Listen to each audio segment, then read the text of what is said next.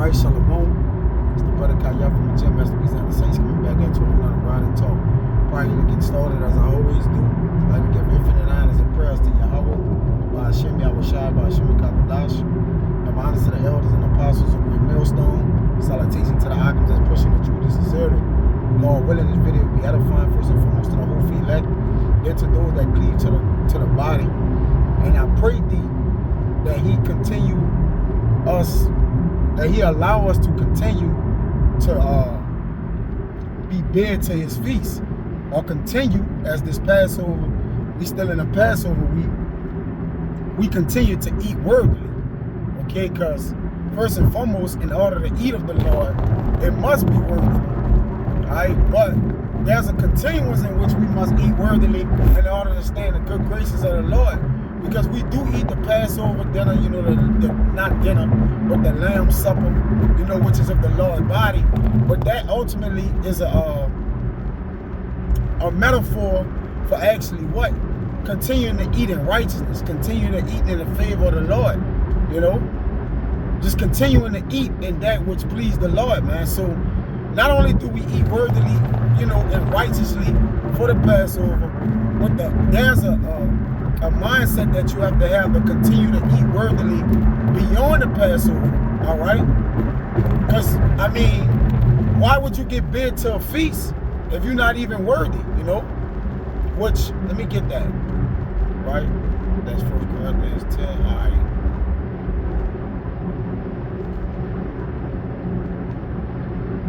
Bear with me, right here, okay. The Lord said, go out and bid those to the feast that are worthy. So even when you come to the supper, right, that don't mean you just get to the table and start eating, man. Like, you gotta wash your hands, you gotta, you know, you gotta stay clean. It says, he that have clean hands shall wax stronger and stronger, meaning what? He that continues to believe in the Lord and trust in the Lord, okay, sound doctrine, pastors according to his heart, righteousness, law, statutes, man, growing. All right.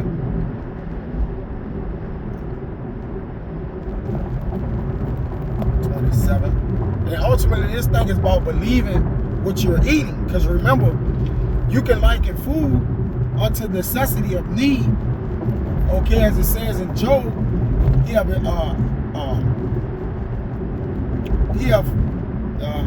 Salaki, I'm gonna paraphrase it. Oh, he have esteemed his word more than his necessary food. So he likened food, which is a necessity for us, okay, unto the word, right? Which we eat this word daily. All right, so let me get to that. Bid a feast, right? Which call those that are worthy.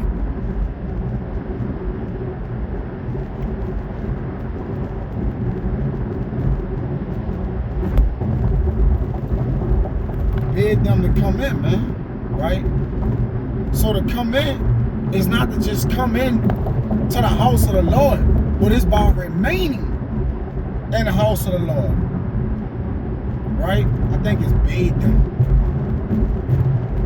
Bear with me.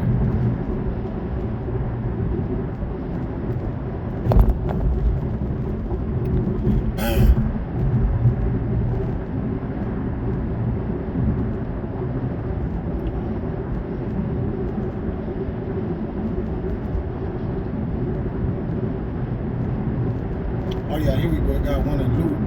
Let's see this one right here. Salagi. I was just kind of looking for, I was getting it all.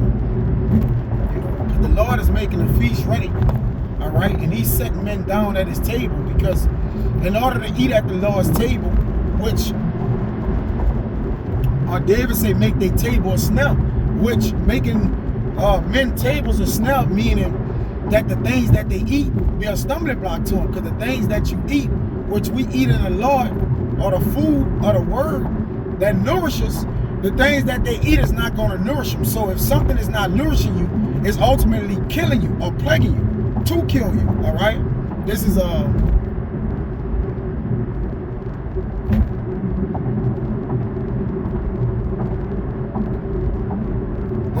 they got this Matthew 16 and 12. I'll come right back. it says,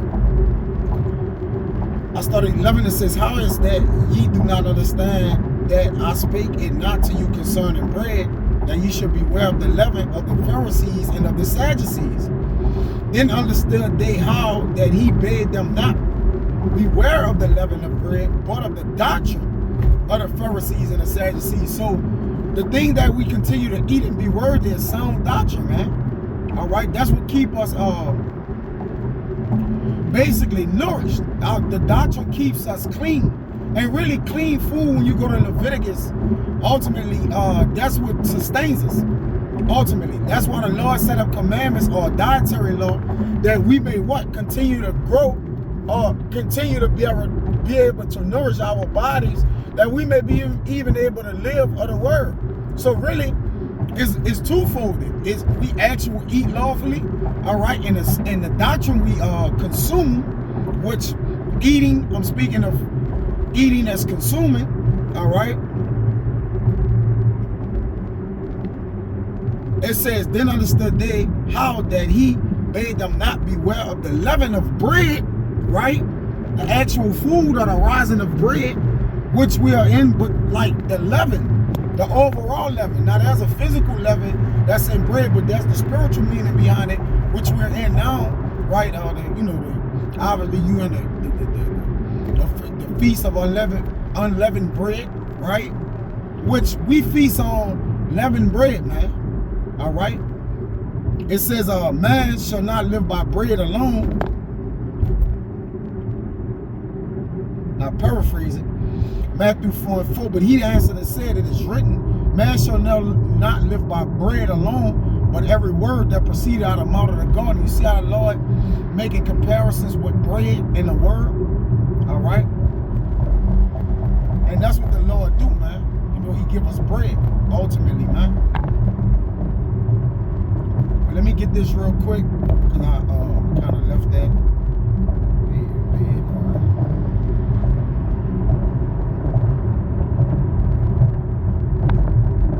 This Luke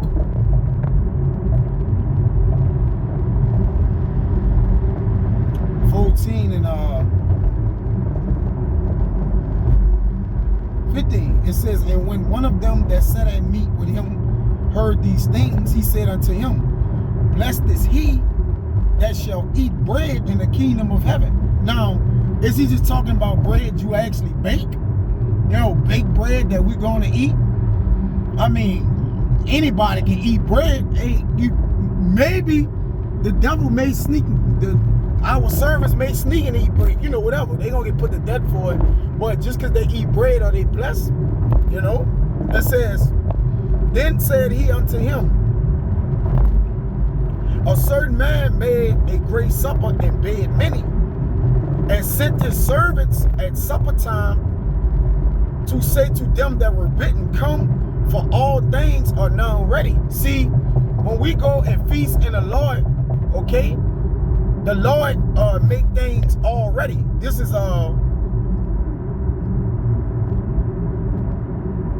Proverbs 9, right? And 1 says wisdom, and 2, wisdom has built her house. She had hewed out her 7 pillars. The pillars is the support of the house. All right, ultimately with Yahweh shall be in that house. He's the one giving out the what? The ultimate supper. He's calling men, the pillars are the men. Okay? It says, she had killed her beasts. She had mingled her wine. She had also furnished our table. And the table is where there's a selection of a lot of things. So when you put things on the table, even with Jake, with situations, he said, I'm going to lay everything on the table.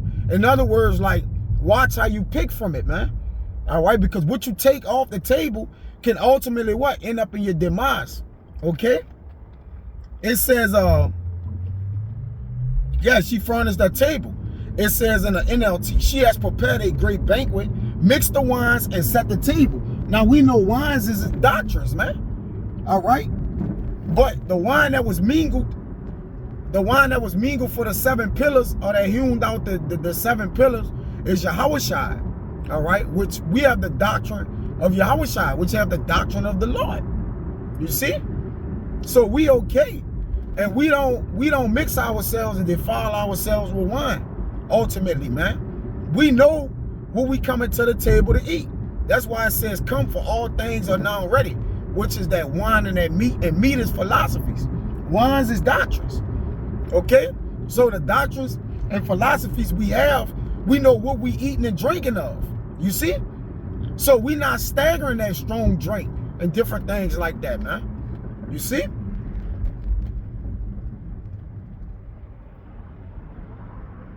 But let me see. Eat bread in the kingdom. Oh yeah, I'll go to this 1 Corinthians. And this was on the fly. I can select. I ain't kind of have it all together. You know, I just thought of it just now. The ride and talk. All right. This is 1 Corinthians 10. And 27. It says, if any of them that believe not bid you to a feast, and ye be disposed to go, whatsoever is said before you eat, asking no question for conscience sake, right? But check this out. If any man say unto you, this is offered in sacrifice unto idols, eat not for his sake that shoot it.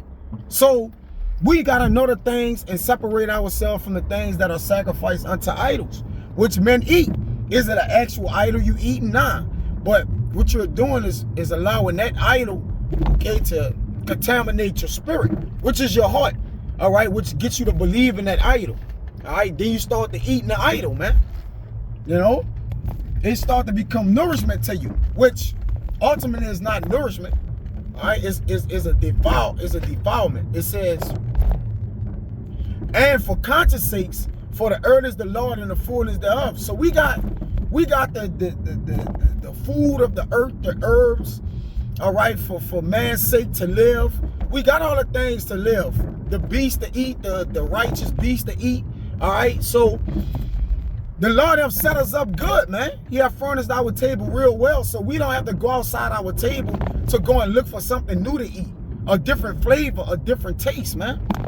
You know? That's why I say in Job 6:6, is there a taste in the white of the egg? All right, you don't need to go into the things that's not tasteful to you. Okay. It says a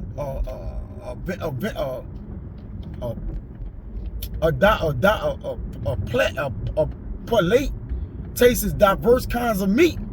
All right, but he know which one that is right for him. All right, let me go down. Right, it says, conscience, I say not thine own, but of the other. For why is my liberty judged of another man's conscience? Because at the end of the day, we all have liberty, and it's true for each man conscience that we walk in the same mind together, man. That our conscience meet together. We can't have separate conscience, man.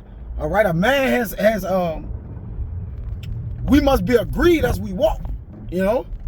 It says, for if by grace be a part, for if I by grace be a partaker, why I'm evil spoken of for that for which I give thanks. All right. It says, whether therefore ye eat or drink, or whatsoever ye do, do all to the glory of God. So eat and drinking of what?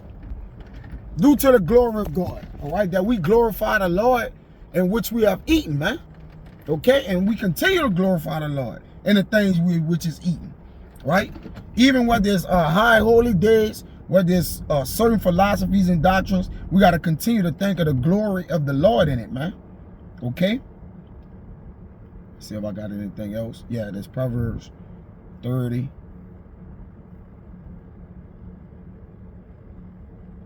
In 8, it says, remove from me, right? Fall from me vanities and lies. See, vanities and lies, a lie is a abominable food unto us. You see? Give me neither poverty nor riches, right? Feed me with food convenient for me. Now, food that's convenient for you, all right, is the food that's needful, the food that's needful for you. That's needful for our spirit, right? This is the word convenient. Strong's H 2706. Hulk. It says a statute, or ordinance, a limit something be prescribed or do. So give us the law that we may eat of the law. It said the law is good, all right, if it be used lawfully. If it be eaten of lawfully, man. Go into Romans 14 and tell you how a man supposed to eat, man. Cleanly, all right? But I'm speaking in a metaphor of us actually continuing to eat worthily during this Passover and every day thereafter, man. Though, yeah, we take a day at a time. All this week got to be your mindset of what? Continuously to eat worthy, man. All right? That we may be found in grace and mercy of the Lord. It says action, a prescribed portion of prescribed task. So the thing convenient for us is our task, our duty, right? I have finished the course. I have kept the faith. So you got to continue to eat in the right faith of the Lord. You got to continue to eat on the right course of the Lord, the right direction, the right pastors, the right men. You see? You can't be eating of all these forbidden fruits and trees and shit, man. All right? Because men are as trees walking. So there's doctrines and trees that fruit look pleasant on it, and then you eat it, and you become eternally sick, man. Okay? Terminally ill. Permanently ill. All right? Which ultimately what? Destroys you, man. That's why it's important for us to watch what we eat physically and all the more spiritually. It says prescribed limit boundary, right? Yes. That's convenient for us, so we got to have limitations and boundaries, which the statutes are in place for that. So even if we eating of the law, we got to know how far we can go. We don't be greedy upon tables, man. You see? A decree or ordinance, man. Conditions, decrees, civil enactments prescribed by our power, man. The commandments, the thing appointed for us, the labor of uses, the quantity, the time, the necessary, right? The portion, the task. So, yeah, man. In that order right there, right? So the Lord have given us food that was convenient for us to ultimately be able to make it, man. All right? We don't need extra more. We have enough food of the Lord. There's no need to be greedy, man. Matter of fact, I'm going to get that.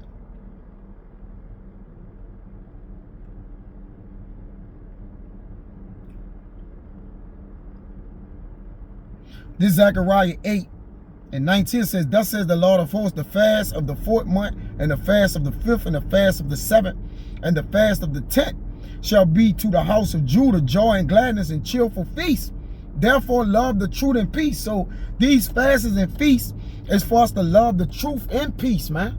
All right, it's peace while we loving the things which the Lord calls of us to do. Solemn assemblies, right?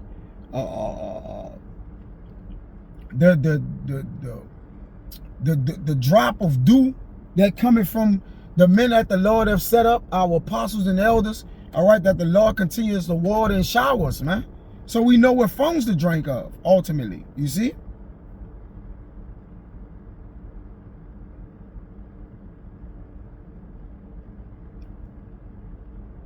It was I wanted to get. All right, that should be it. Yep. But yeah, man, when we got food convenient for us, all right, it gives us the opportunity to not go and try different foods, man. Oh, I just want a dessert. Nah, man. Just eat the supper, man. The Lord bade us to it, so it's fit for us. You got a plate for you. And continue to just get to the Lord plate, man. And again, when you get to the plate of the Lord, or the table of the Lord, and there's a plate that's set for you, and you believe that you're supposed to be at this feast, you know, the Lord then give you the spirit, or give you the white robe, all right, and give you the, you know, give you that spirit within you. You gotta, you know, you gotta run with that, man.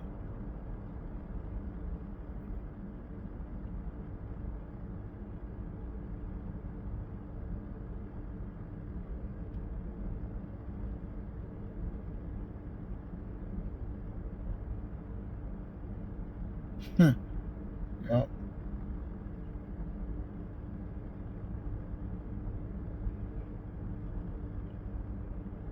Yep, Sirach 31:12. If thou sit at a bountiful table, be not greedy upon it, and say not there is much meat on it, because much meat give it cloller.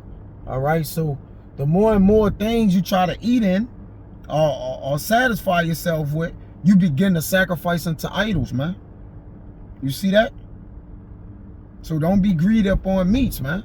Know what you digesting, right? Because it's not really what goes inside of a man, but it's that which come out. So if you put those defiled meats in you, man, then you defile yourself. All right? So, men, again, desire the food for the Lord, that it may be convenient for you, and that you may continuously eat worthily at the feast and the supper of the Lord. That's what our Mashak Yahushua, so I was edifying, man. Till next time, I'm going to say shalom.